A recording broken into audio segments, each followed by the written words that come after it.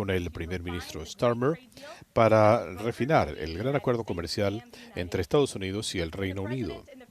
El presidente y la primera dama viajarán al Reino Unido para una visita de Estado del 17 de septiembre al 19 de septiembre en el otoño. Esta será una segunda visita de Estado sin precedentes para el presidente Trump y será un honor reunirse con Su Majestad en el Palacio de Windsor. Ha habido una ola de noticias económicas positivas en la última semana, lo cual quisiera destacar. La crisis de la inflación que dejó Joe Biden ha sido derrotada. Los precios por bienes y servicios en Estados Unidos, producidos en Estados Unidos, estaban planos en junio, lo que supera todos los pronósticos en cuanto a la inflación fundamental. Estuvo por debajo de lo anticipado en el mes de junio. Desde que el presidente Trump asumió su cargo, la inflación se ha mantenido en 2,1% en promedio y está por debajo de las expectativas de los economistas en todos los meses. Los salarios están aumentando y los precios están bajando para los ciudadanos comunes. También hemos visto ajustes de precios en las tarifas aéreas y en los vehículos nuevos y los precios de la gasolina, de otros combustibles, pasajes aéreos, transporte público y vegetales, todos han bajado en el último año. Como hemos venido diciendo, confíen en el presidente Trump. El sueño estadounidense está de vuelta y las familias ya están recibiendo los beneficios de este increíble desempeño económico en solo 6 meses. El presidente Trump le puso fin a la era de la rendición económica y ha aplicado poderosos aranceles para defender a nuestros trabajadores y negocios y rebalancear los acuerdos comerciales de Estados Unidos, a pesar de todos los pronósticos de los llamados expertos que decían que estos aranceles serían el fin del mundo. Lo que ha ocurrido es todo lo contrario. Los aranceles no están generando inflación, como ha dicho el presidente Trump. En realidad, los aranceles son una masiva fuente de ingresos. El país está recibiendo billones de dólares que están llegando a nuestro país en inversiones porque los fabricantes prefieren producir en Estados Unidos con trabajadores estadounidenses para no tener que pagar aranceles. Estos ingresos ya superan más de 113 mil millones de dólares desde que el presidente Trump comenzó su gestión, lo cual llevó a un superávit en el presupuesto en junio por primera vez en casi una década. Estamos entrando a una era de oro como resultado de estas políticas comerciales a favor del crecimiento y a favor de Estados Unidos. En otro asunto, ayer el presidente Trump orgullosamente promulgó la ley para frenar el fentanilo junto con Familias Ángeles para ponerle fin a la devastadora crisis del fentanilo que ha causado estragos para millones de estadounidenses. Bajo esta ley, cualquiera que posea, distribuya o fabrique cualquier sustancia ligada con fentanilo estará sujeto a procesamiento criminal de la misma manera que cualquier otra persona que maneje sustancias controladas categoría 1, cerrando así una brecha que estaban usando los criminales y al mismo tiempo está siendo más fácil para las autoridades ir en pos de los traficantes que colocan este veneno en nuestras comunidades. El presidente Trump le ha dado prioridad a enfrentar la crisis de las drogas y esta importante legislación bipartidista cumple ese compromiso. El éxito en nuestra frontera sur, que muchos en los medios continúan ignorando, es otro ejemplo de que un presidente que está cumpliéndole su palabra a las familias que han perdido seres queridos debido al fentanilo y es otra victoria para el pueblo estadounidense. Se acaba de dar a conocer las estadísticas para el mes de junio en la frontera y debo destacar estos números increíbles. Hubo solo 6.072 detenciones en el mes de junio, 15% menos que el récord establecido por el presidente en el mes de marzo. En perspectiva, el gobierno Biden rutinariamente tenía ese mismo número de encuentros en un solo día y muchas veces la cifra superaba las 10.000 detenciones en la frontera suroeste. Hubo 0 liberaciones de inmigrantes ilegales en la frontera sur por segundo mes consecutivo. El presidente Trump prometió ponerle fin a la invasión de inmigrantes ilegales y está cumpliendo esta promesa en tiempo récord. Con la frontera sellada, las deportaciones se están acelerando. De fin de semana, nuestros poderosos agentes del Servicio de Inmigración arrestaron a criminales que estaban ilegalmente en el país. En Atlanta se arrestó a un individuo de México condenado por el intento de violación de un menor en Carolina del Norte. En Baltimore se arrestó a un inmigrante ilegal de Guatemala, quien previamente había sido condenado por abuso sexual de un menor en Maryland. En Houston se arrestó a un inmigrante ilegal de México, quien previamente había sido condenado por asalto sexual agravado de un menor en Texas. En Salt Lake City se arrestó a un sujeto de 32 años, inmigrante ilegal de México, quien previamente había sido condenado por abuso infantil. En Baltimore se arrestó a un inmigrante ilegal de El Salvador, condenado en Maryland por la posesión de pornografía infantil. Y en San Antonio se arrestó a un inmigrante ilegal de México, condenado por asalto sexual agravado en Texas. Los hombres y mujeres del Servicio de Inmigración son héroes, arriesgan sus vidas todos los días para ir en pos de los peores malhechores que están en nuestras comunidades, y el presidente continúa respaldando a todos los agentes del Servicio de Inmigración que están haciendo su trabajo de velar por todos nosotros, incluyendo los aquí presentes, con más seguridad.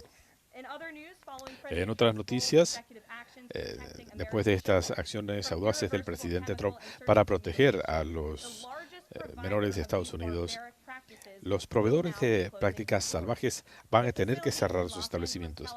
Las instalaciones en Los Ángeles, California, son las más recientes que están cerrando o eliminando sus servicios irreversibles y peligrosos que alientan la mentira que se le puede cambiar el género a un menor de edad.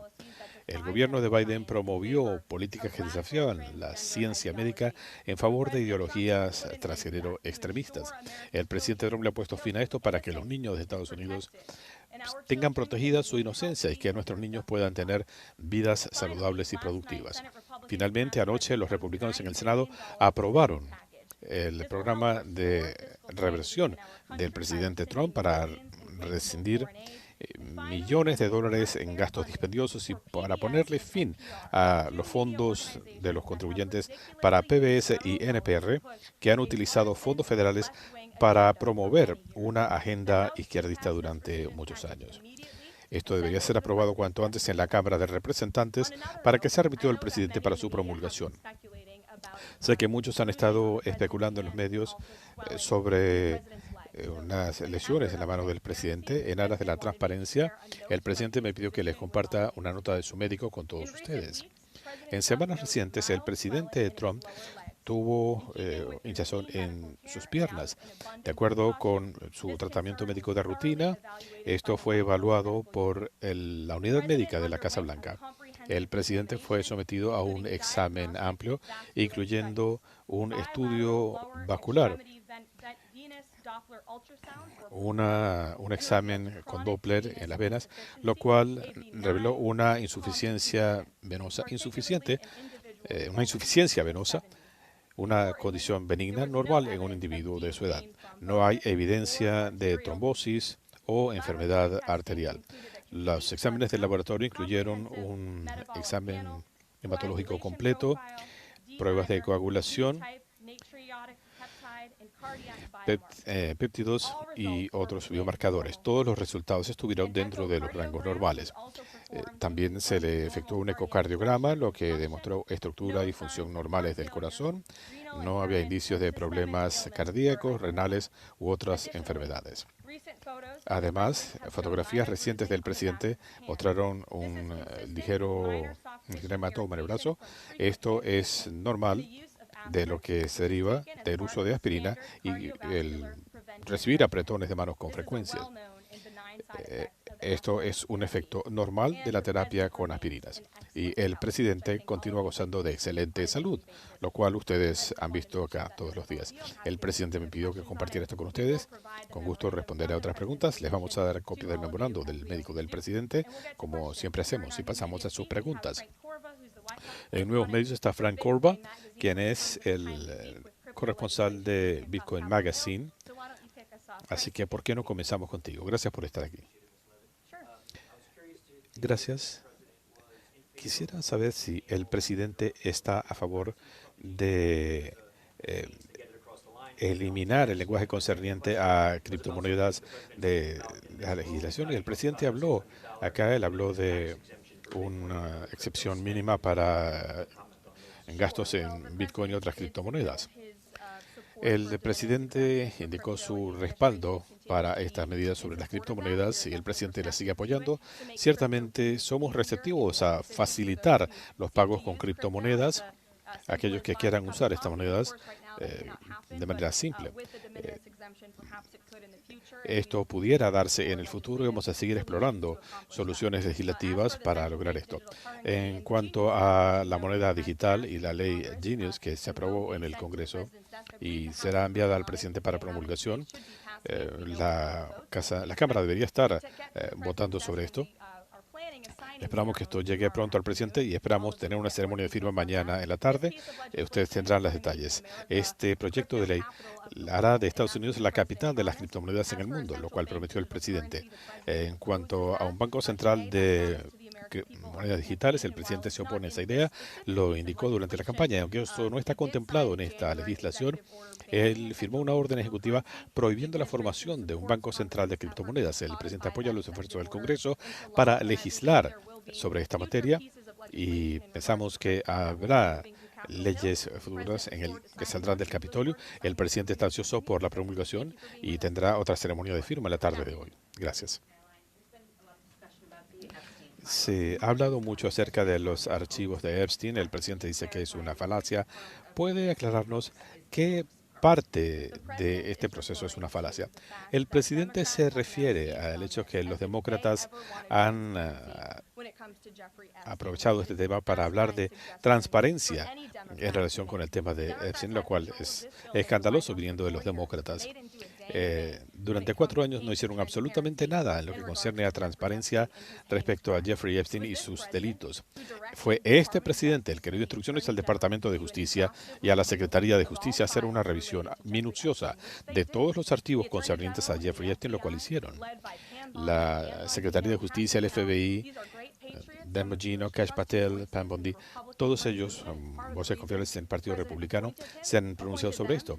Por eso fueron nombrados por el presidente para estas posiciones tan importantes y han pasado meses revisando todos los expedientes concernientes al caso de Jeffrey Epstein y llegaron a la conclusión contenida en el memorando que dieron a conocer.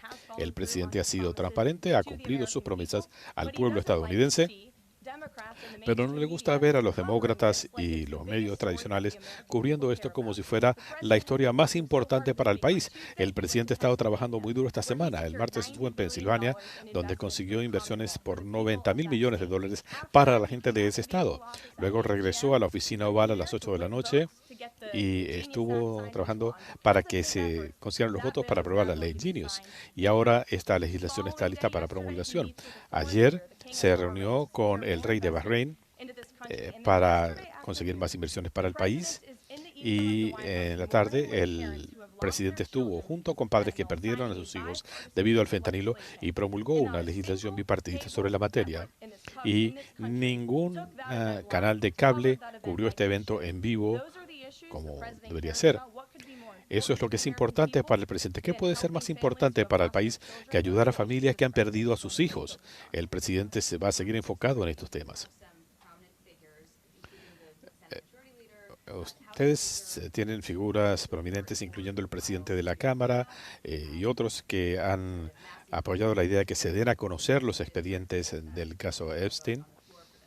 Y se ha propuesto incluso una votación sobre esto. El tema parece no estar desvaneciéndose. ¿Qué le impide al Ejecutivo el revisar si hay alguna información que deba mantenerse confidencial para dar a conocer el resto para que el país pueda decidir y que la historia muera? En cuanto a las decisiones, esto le compete al Departamento de Justicia porque hay documentos sometidos al secreto sumarial del jurado investigador. Esto se tiene que solicitar y lo tiene que aprobar un juez. Eso no lo controla el presidente. Él ha expresado que está de acuerdo con algunos líderes. Si el Departamento de Justicia y la Secretaría de Justicia encuentran evidencia creíble, deberían dársela a conocer al país. El presidente lo ha dicho y está de acuerdo con eso. Yo la remito al Departamento de Justicia.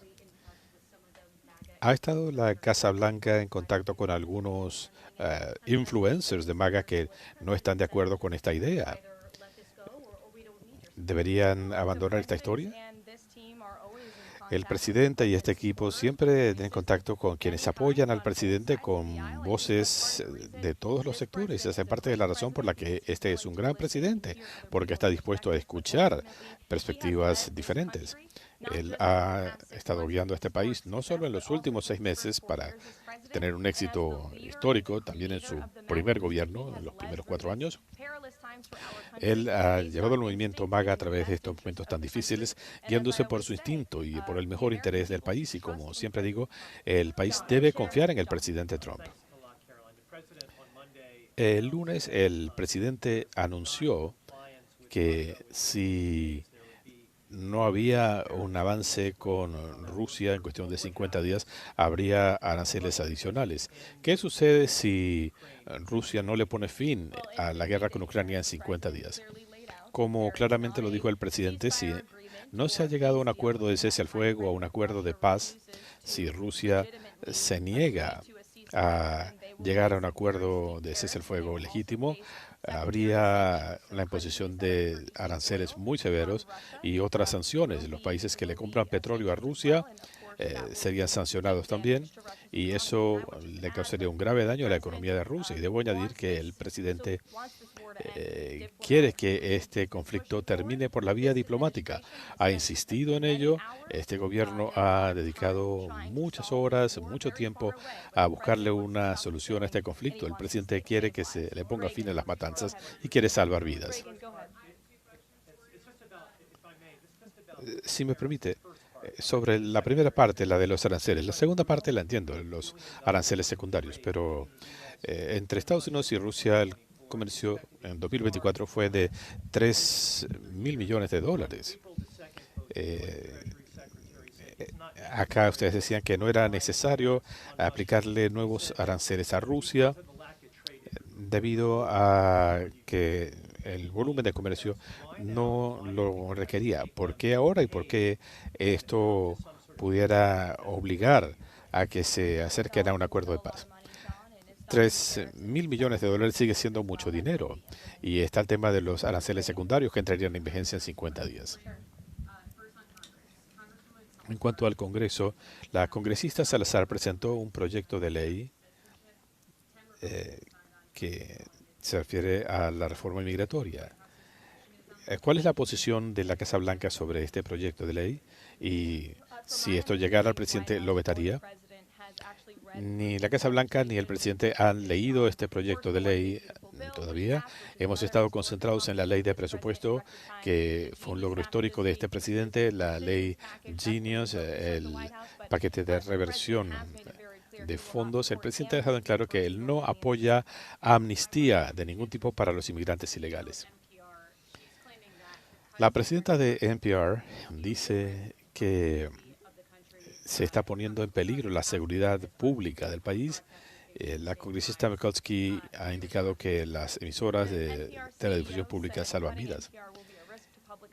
Ella dice que esto sería una amenaza para la seguridad pública. No veo cómo NPR contribuye a la seguridad pública en el país, pero sí sé que NPR se ha convertido en un instrumento de propaganda para la izquierda. Algunos ejemplos: en 2020 NPR se negó a cubrir el escándalo de la computadora de Hunter Biden antes de las elecciones.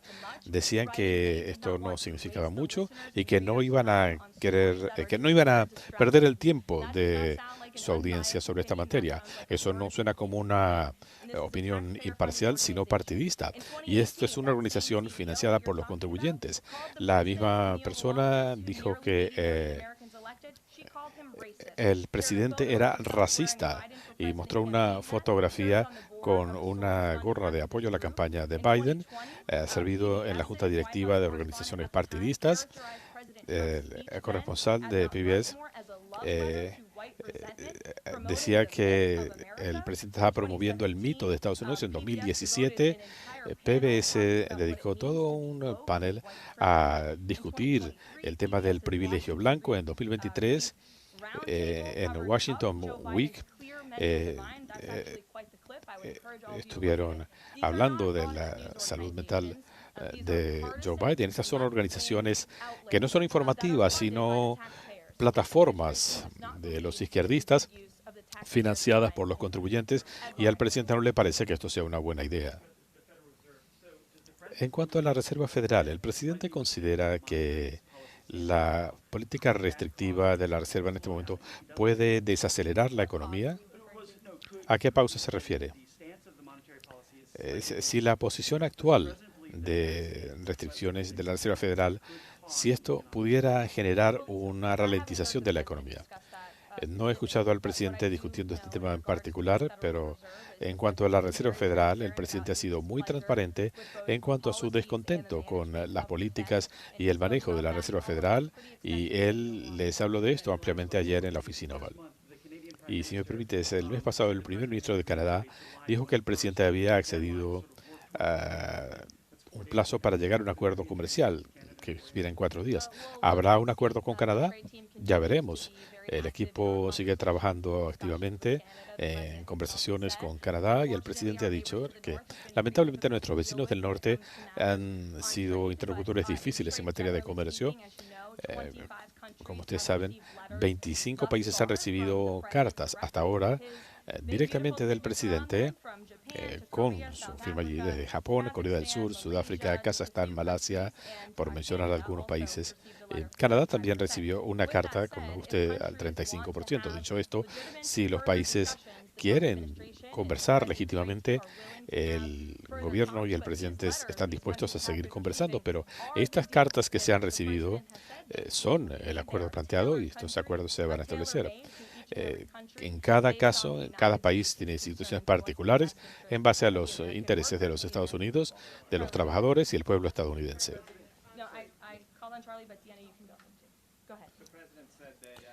El presidente había hablado de la idea de designar a un fiscal especial para el caso Epstein, y le ha pedido a la secretaria de Justicia que designe a un fiscal especial. Esta idea le fue planteada al presidente por un miembro de los medios. El presidente no va a recomendar un fiscal especial en el caso Epstein, y en cuanto a sus conversaciones con la secretaria de Justicia, no estoy segura. ¿Cuál fue la reacción del presidente cuando Mike Johnson dijo que él quería que se dieran a conocer otros expedientes de Epstein? ¿Hubo una conversación después de los comentarios de Mike Johnson? No voy a discutir las conversaciones privadas del presidente con el presidente de la Cámara, pero como les dije antes, el presidente ha dicho que si la Secretaria de Justicia o el Departamento de Justicia o el FBI tienen información creíble sobre los crímenes de Epstein, deberían darlo a conocer.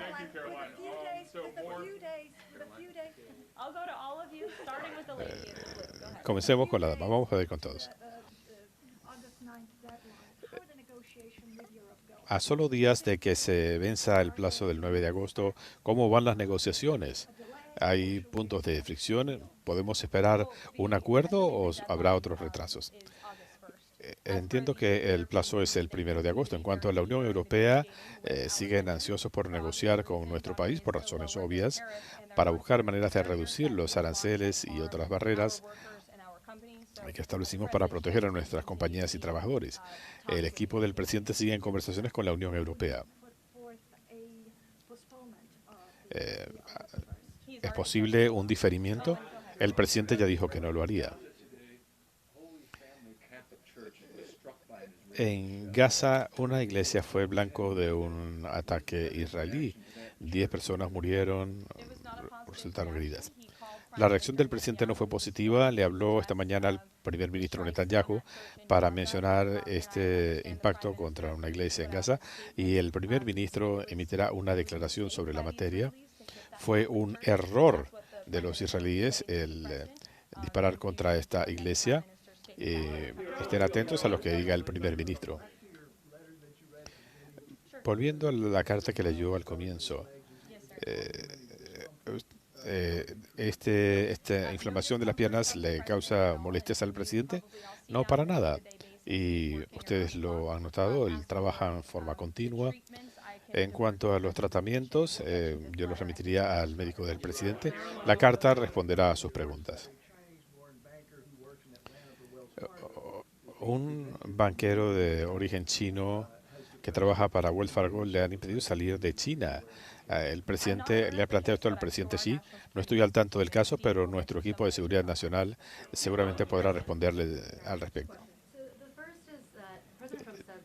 El presidente dijo que la secretaria de Justicia le había dado una descripción general de los archivos de Epstein. ¿Tiene él un conocimiento minucioso de lo que contienen los archivos o lo que no se ha dado a conocer? No que yo sepa, y eso habría que preguntárselo a la secretaria de Justicia. El presidente le pidió a la secretaria que si tenían información creíble deberían darla a conocer. ¿Tiene ella que pedir la aprobación del presidente? No lo creo. Le dijo, si tiene evidencia creíble, la puede dar a conocer.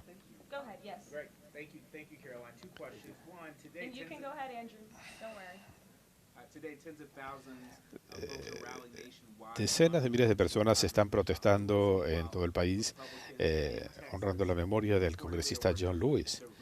Mientras tanto, en Texas se está considerando la redefinición de mapas electorales. ¿Cómo puede el presidente Trump reconciliar estos dos elementos, el legado de John Lewis y el tema electoral? No veo cómo ambas cosas pueden estar vinculadas. El presidente está de acuerdo que John Lewis sirvió a nuestro país durante muchos años y esto no tiene nada que ver con los esfuerzos de redefinición de distritos electorales en Texas.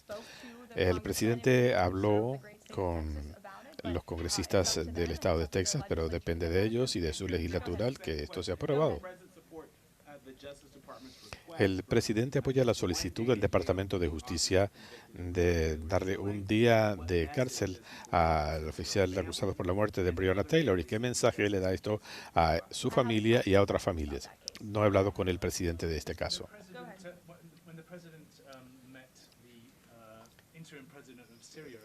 Cuando el presidente se reunió con el presidente interino de Siria, dijo que era un hombre joven y firme. Después de los incidentes de los últimos días en Siria, el presidente Trump sigue apoyándolo. El presidente sigue apoyando el proceso sirio en aras de un país próspero. Tendrá una declaración del secretario de Estado sobre la situación entre Siria e Israel. Yo le hablé esta mañana para tener una actualización y tan pronto como Estados Unidos se involucró en este proceso, pudimos lograr una distensión. Siria accedió a replegar sus fuerzas de la zona para minimizar las confrontaciones y seguimos observando la situación. El presidente quiere que Siria sea un país próspero y estable y al suspenderle las sanciones les está dando la oportunidad de hacerlo y espera que así sea. El martes el presidente contó una historia detallada sobre su tío John Trump y habló de que el doctor Trump le había dado clases a Ted Kaczynski. Ted Kaczynski luego fue identificado como el Una Bomber 11 años después que John Trump ya había muerto y habría sido imposible que John Trump hubiera discutido con el presidente el tema del Una Bomber. ¿De qué hablaba? Y tengo un seguimiento. Con tantos temas ocurriendo en el mundo, me sorprende la pregunta, aunque otras veces no. Pero te voy a dar una respuesta. El tío del presidente fue profesor en el Tecnológico de Massachusetts, era un catedrático brillante, el presidente está muy orgulloso de él y de hecho el presidente tiene una carta de su tío en la oficina Oval que si algún día podrán verla.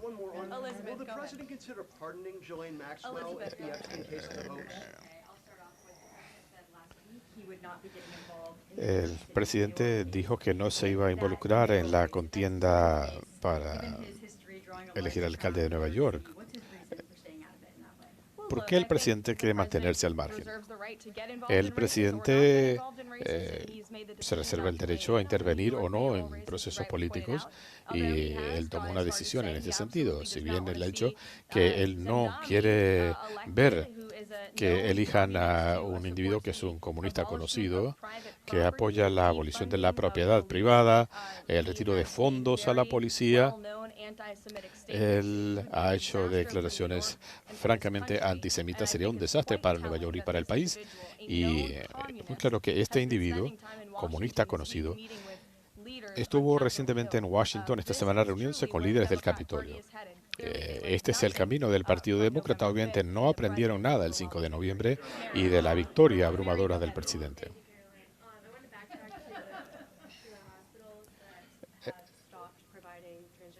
En cuanto a los hospitales que ya no están brindando atención para niños transgéneros, podemos esperar que otros hospitales cierren sus programas y quisiera preguntar cuál es su posición respecto a los reportes de los medios, especialmente Associated Press, donde dicen que estos chicos están perdiendo algo que les salva sus vidas.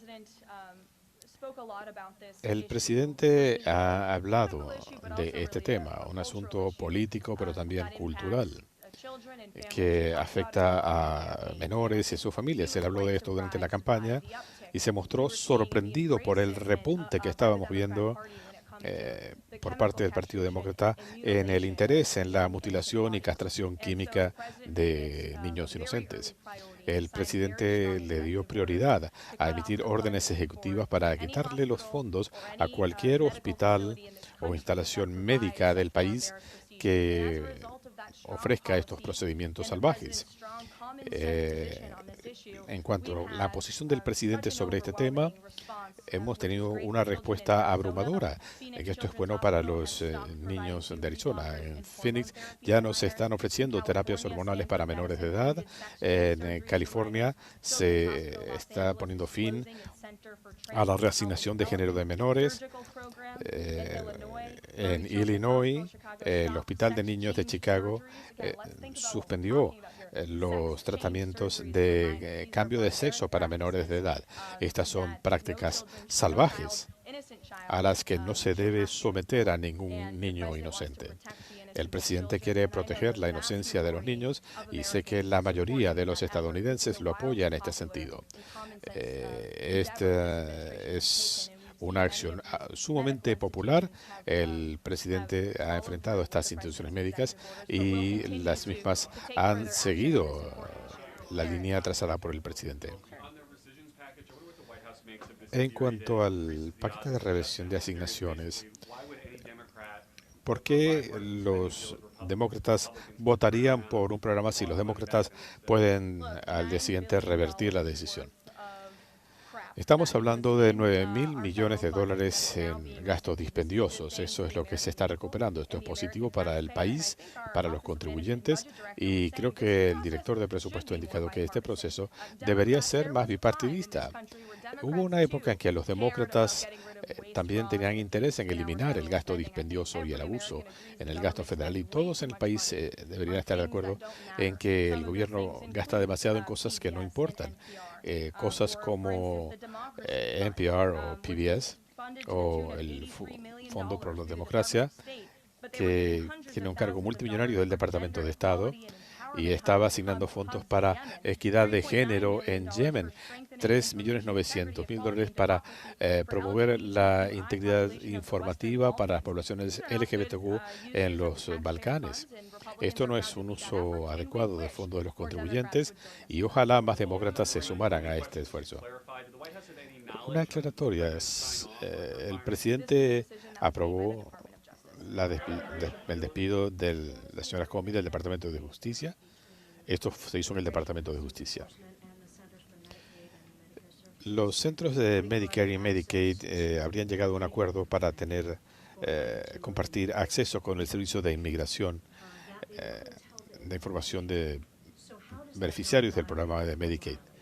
Esto no es una violación de las leyes de confidencialidad médica. Tendría que remitirla al Servicio de Inmigración. No estoy familiarizada con el acuerdo.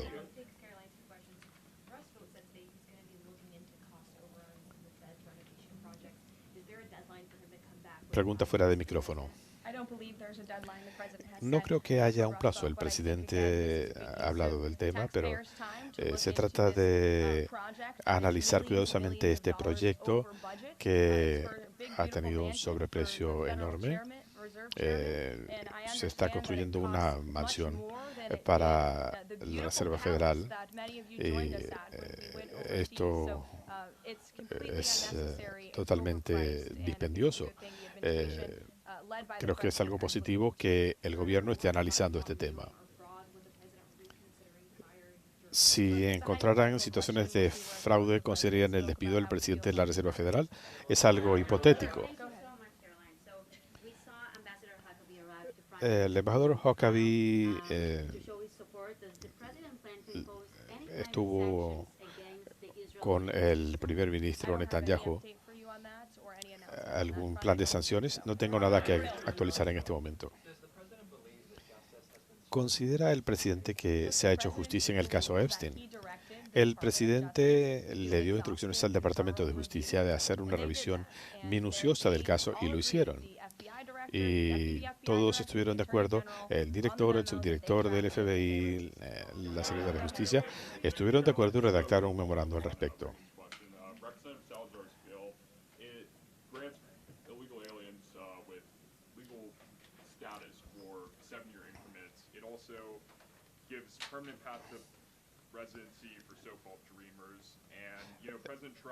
El proyecto de ley presentado establece alternativas para los Dreamers y establece ideas para un acuerdo sobre inmigración. ¿Cuál es la diferencia entre esto y una amnistía?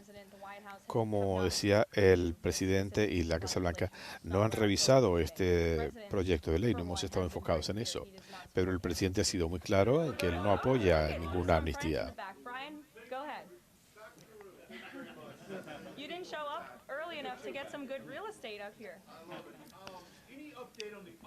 ¿Alguna actualización sobre el tema de las firmas automáticas?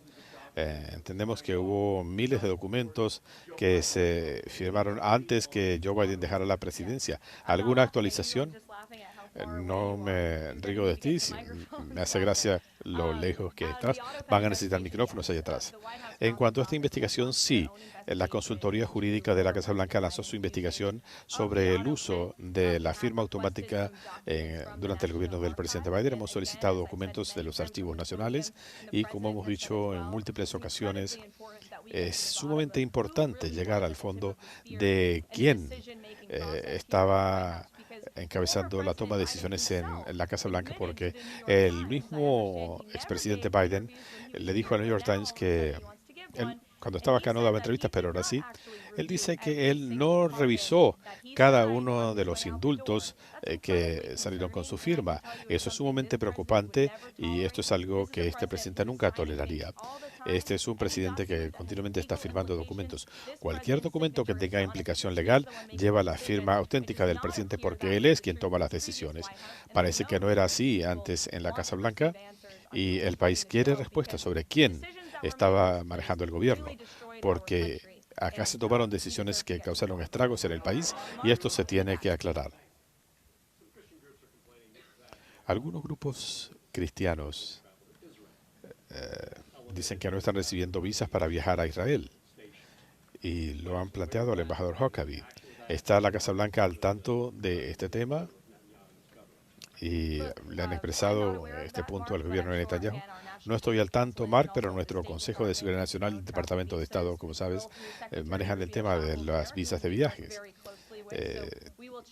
Vamos a verificar el punto, pero sé que en general el presidente y el ejecutivo quieren agilizar el proceso de visas para que sea más fácil que los estadounidenses viajen al extranjero y que gente del extranjero visite nuestro país de manera legal.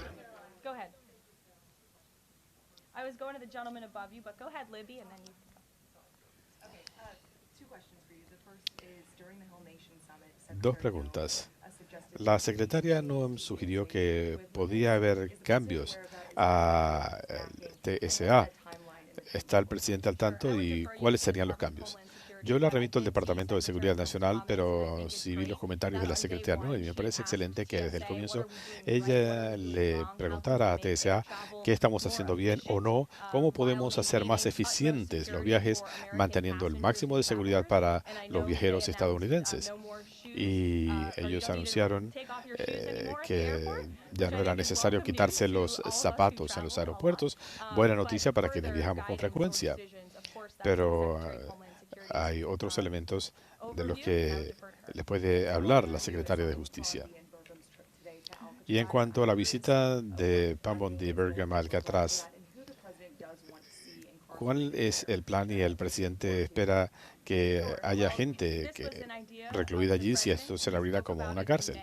Esto es algo que planteó el presidente en mayo y él le ha dado instrucciones a su gobierno de analizar un plan de reactivación de Alcatraz si fuera posible. Y esa es la razón por la que el secretario del Interior y la secretaria visitaron el lugar en el día de hoy. Si la prisión se reabriera, estaría manejada por el Departamento de Prisiones. La Secretaría del Interior también tendría un papel en esto. Ellos visitaron el lugar hoy y seguramente van a escuchar de ellos más adelante.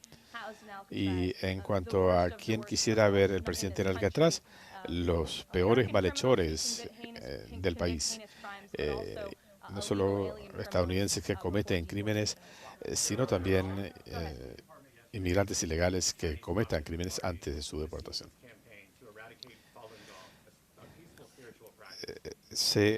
En China se está incrementando la campaña contra Falun Gong. ¿Hay un mensaje de la Casa Blanca sobre esta materia? Voy a averiguar y se lo comentaré después.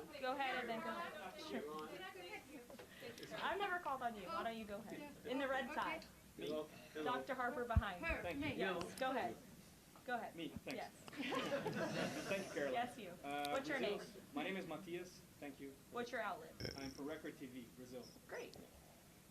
Brazil's president Lula. El presidente de Brasil, Lula, recientemente dijo que el presidente Trump fue elegido para gobernar en Estados Unidos y no para actuar como el emperador del mundo, y enfatizó que Brasil está dispuesto a negociar. ¿Qué puede decirnos al respecto? ¿Cuál es la posición del Ejecutivo y en qué áreas están abiertos a negociar a la luz de los aranceles de 50% que se anunciaron? El presidente no pretende ser un emperador del mundo. Es un presidente fuerte de Estados Unidos y es el líder del mundo libre. Y hemos visto un cambio profundo en el mundo gracias al liderazgo de este presidente. En cuanto a Brasil, el presidente le envió una carta a Brasil anunciando el nuevo perfil arancelario. También le dio instrucciones a nuestro embajador para que lanzara una investigación bajo la sección 301 de la Ley de Comercio de 1974 para identificar prácticas comerciales injustas. Durante años vemos que las regulaciones digitales de Brasil han socavado a empresas estadounidenses y está también el tema de su tolerancia de la deforestación, lo cual representa un peligro para quienes cumplen con prácticas ambientales poniéndolos en desventaja. El presidente siempre actúa en el mejor interés de los estadounidenses y del país. Muchas gracias a todos. Hasta más tarde. Les agradezco su entusiasmo.